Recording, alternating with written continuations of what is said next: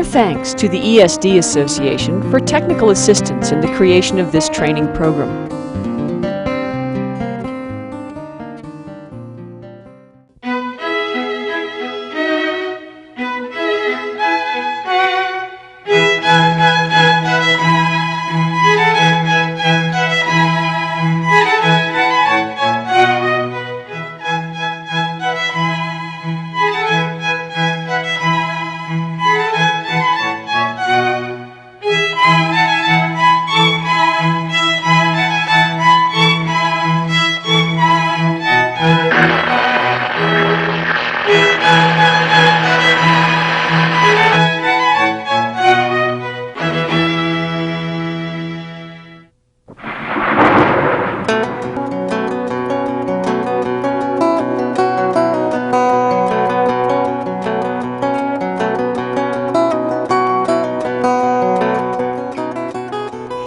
ESD, the sudden transfer or discharge of electricity from one object to another.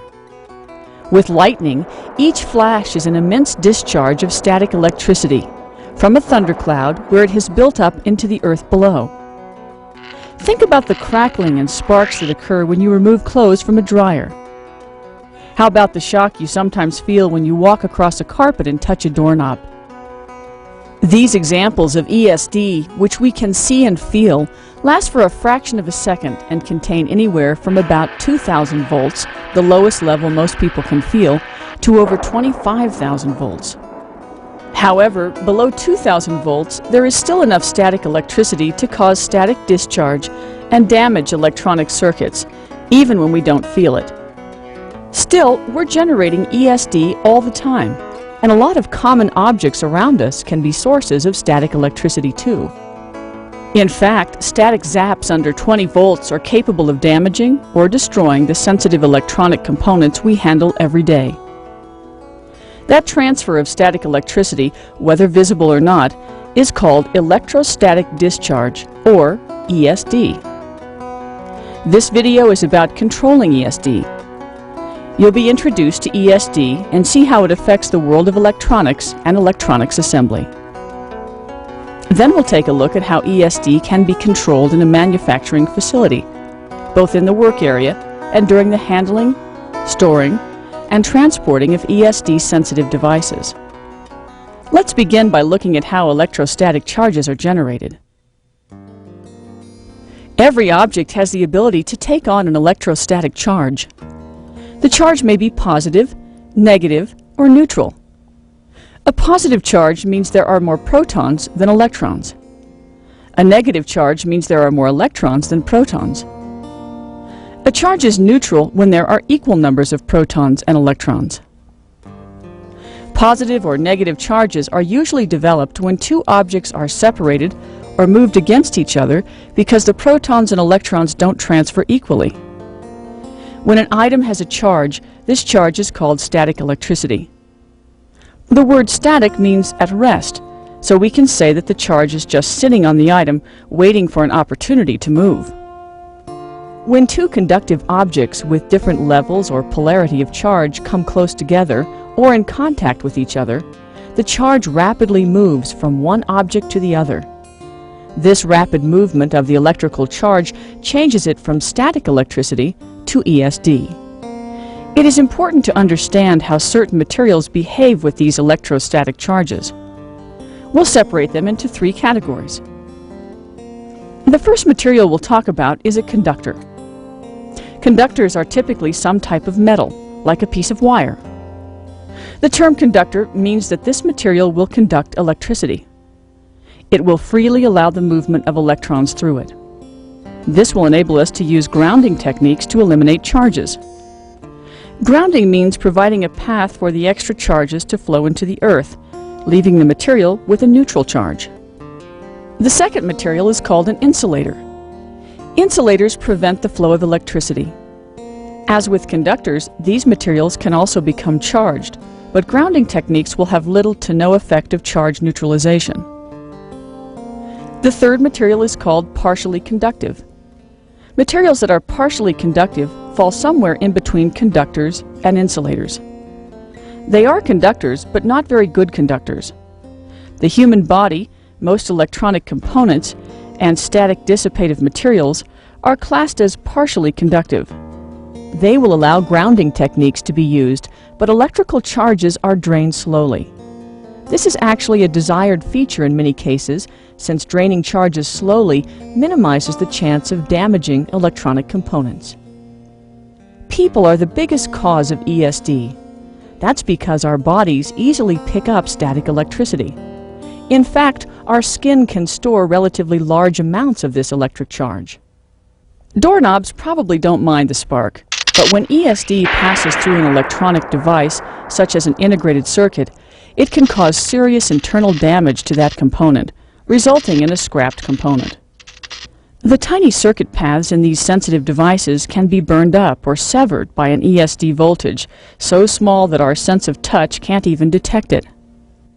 Remember, we can only feel discharges above 2000 volts, but some ESD-sensitive components can be damaged by voltages less than 20 volts. And you won't even know the damage has occurred, but the destruction will exist inside the component. Even when the device is soldered onto a printed circuit board, it's still not safe. It can be damaged by a discharge that passes through the board's conductive pattern to the ESD-sensitive component. The amount of voltage needed to damage or destroy varies from component to component, but as these devices become smaller and more complex, their sensitivity to ESD generally increases. Sometimes the damage caused by ESD doesn't mean the component will immediately fail. Instead, the assembly passes inspection, gets shipped to a customer, and then fails later on, creating a very unhappy customer. I'm sorry to hear that you've had all those failures. ESD is one of the most serious problems facing the electronics industry today. If it isn't controlled, the results are higher costs, lower product quality, and angry customers, especially if a product fails at a critical time. No, I don't want you to outsource with another vendor. Really, 100% yield? That's great. On the other hand, controlling ESD means product quality can be improved and costs can be kept down. Place an order for 1,500 more? This usually leads to increased customer satisfaction and sales, which is a win-win situation for everyone. Thanks a lot. Bye. Let's stop for a moment to review the information we just covered.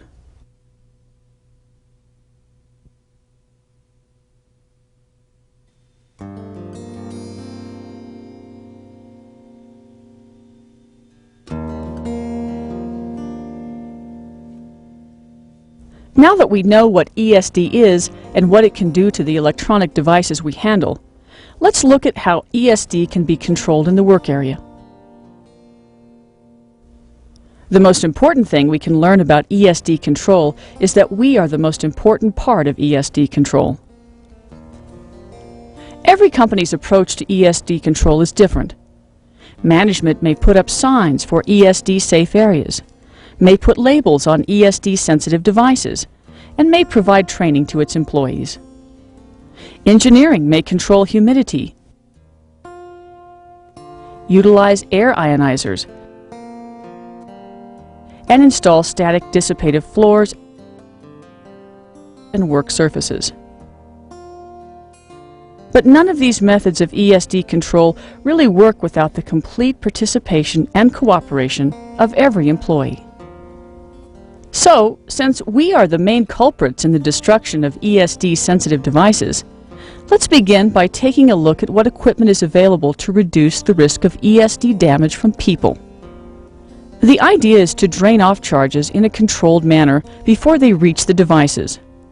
To do that, all conductive surfaces and our bodies need to be connected to a common grounding point.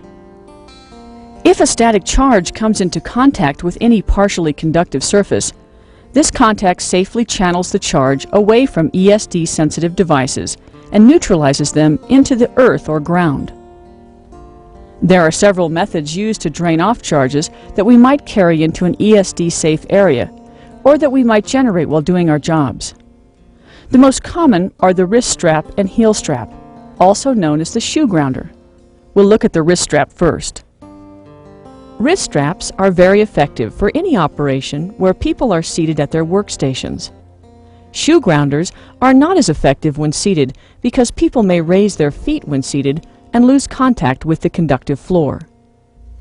The wrist strap needs to be worn snugly against bare skin.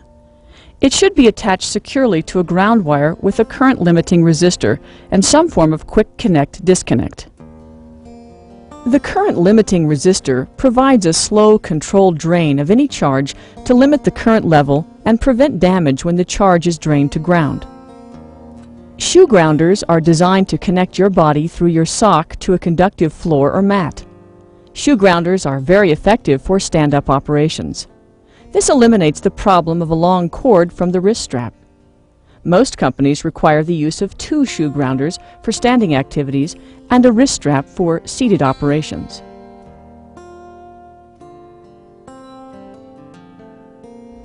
The strap is adjusted so that one end is in contact with your sock and the other end is in contact with the floor. There is enough moisture in your sock to provide a complete electrical connection from your body to ground. Visitors to ESD safe areas may be provided with disposable shoe grounders, which are worn once, then discarded. Shoe grounders and wrist straps should be tested at regular intervals to make sure they are working properly. Your company will let you know where and how often you should do this. When testing shoe grounders, place the foot with the strap on the metal plate and press the test button. The pass light indicates that the device is functioning properly. If wearing straps on both feet, test each foot individually. Testing both feet at the same time will not indicate a failure unless both straps fail. When testing the wrist strap, remove both feet from the metal plate and use the opposite hand to press the test button. Shake your wrist to check for intermittent failures. If the test results in a fail highlight, that means there is not a good ground connection, and we may cause ESD damage to the parts. If the test results in a fail low light, that means that the ground connection is too good and may result in electrical shock. If you experience any problem with personal grounding devices, let your supervisor know immediately. There are other ways of passing charges harmlessly to the ground. Conductive shoes function like heel straps. They provide a conductive path from your body through your sock and shoe to a grounded floor surface. Conductive smocks may be used to cover static generating clothing and drain any charges to ground. It's important to completely button the smock so no part of your clothing is exposed.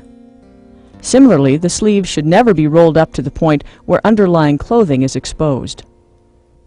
When conductive smocks are not provided, you'll need to be aware of what you're wearing. Clothing made of cotton, rather than wool or synthetic materials, will help control ESD. Also, you should avoid wearing loose clothing that drapes down and may come into contact with ESD-sensitive devices. Let's stop and review the material we just covered.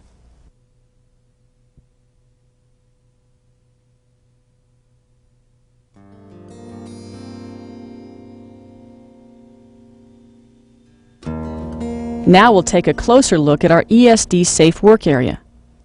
Inside the boundaries of this area, you are responsible for following and enforcing company policies on ESD control.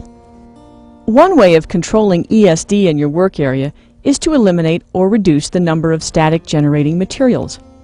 What we're talking about here are common plastics, such as hairbrushes and tape dispensers, paper products, and styrofoam food and beverage containers.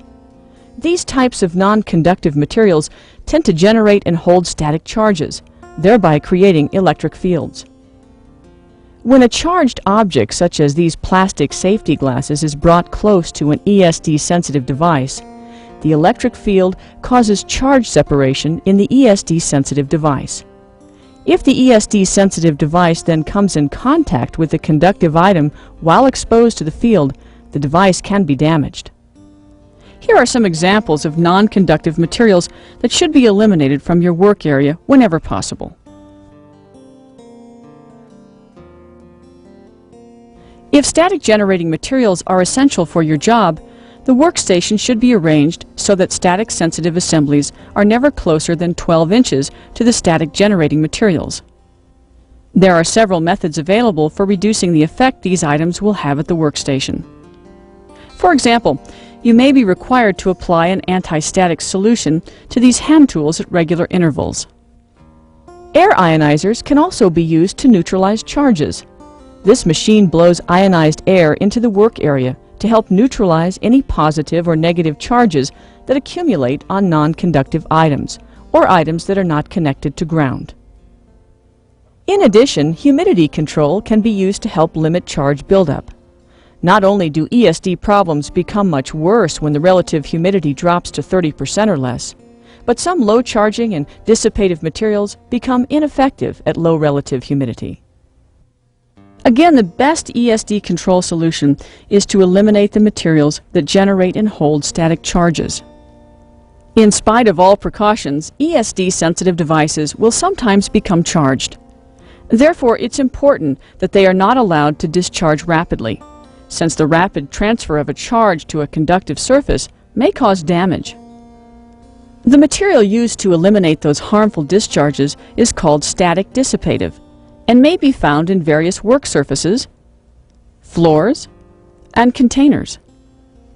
These materials conduct electricity, but do it slowly enough to leave the ESD-sensitive device undamaged. The static dissipative work surface is most commonly used in this type of ESD control. If an ESD-sensitive device becomes charged and is placed on this surface, the charge will flow between the device and the surface at a rate that will not harm the component.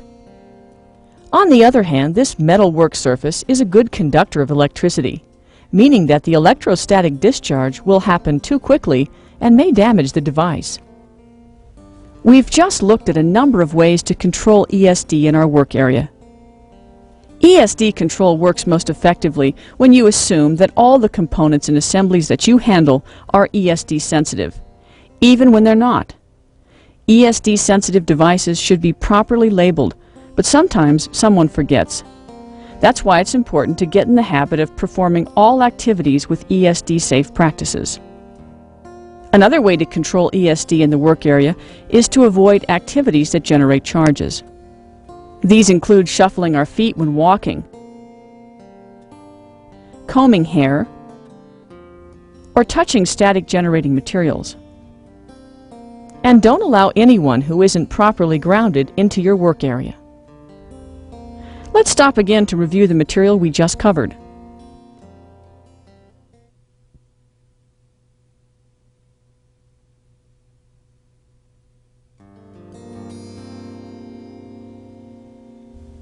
Our last section deals with protecting ESD-sensitive devices during handling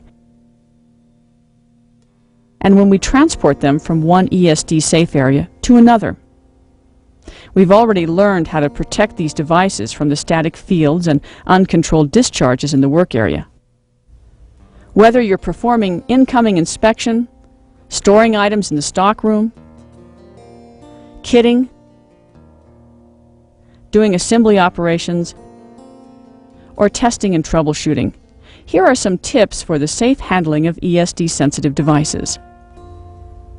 Handle components such as integrated circuits by a non-conductive portion of the body rather than the leads. The leads are the most conductive pathway for an ESD event. The body of the component is less likely to provide a pathway for an ESD zap. Place the device with the leads down on a static dissipative surface. This way, the component leads are all at the same electrical potential. Don't slide the device over any surface. Sliding can also generate static charges. And avoid any extra movements when handling the device. Again, this repeated touching and separating can generate charges. When handling electronic assemblies, it's important to hold them only by the edges, minimizing contact with any conductive surface. Because components are connected, an ESD charge to one component can easily spread to others. The key point for handling is to minimize handling of ESD-sensitive items as much as possible. All ESD-sensitive items should be stored and transported in static dissipative or static shielding containers. These special bags or boxes will provide some level of ESD protection around the device. Anti-static or pink poly packaging only serves to reduce charge generation and does not provide static shielding. These materials depend on humidity in the air and are not considered protective unless used along with static shielding packaging. The highest level of protection can be obtained by a combination of the different materials. It's important to use clean containers that are the proper size for the device and is clearly marked for ESD-sensitive items. Use only approved packaging materials. Also, make sure the device is completely inside the container and that the container is closed. Make it a habit to not leave the item on top of or next to the container. When transporting the ESD-sensitive items, use push carts or racks that are designed for ESD-sensitive devices. Again, your company will explain its policy regarding handling, storing, and transporting ESD-sensitive devices. This program has presented the details of controlling ESD during electronics assembly. First, we discussed static electricity and took a look at how poor ESD practices can affect electronic components. Then we examined the ways of controlling ESD in our work area. This included wearing and testing our ESD personal equipment, removing unnecessary materials, using static dissipative materials, and avoiding activities that cause ESD. We know that the best way to control static charges is to prevent their formation whenever possible. We concluded with a discussion on the proper handling, storage, and transport of ESD-sensitive devices. ESD is your responsibility. You need to wear the appropriate equipment and to follow the proper procedures for handling, storing, and transporting ESD-sensitive devices. And you need to report any problems or ESD hazards promptly.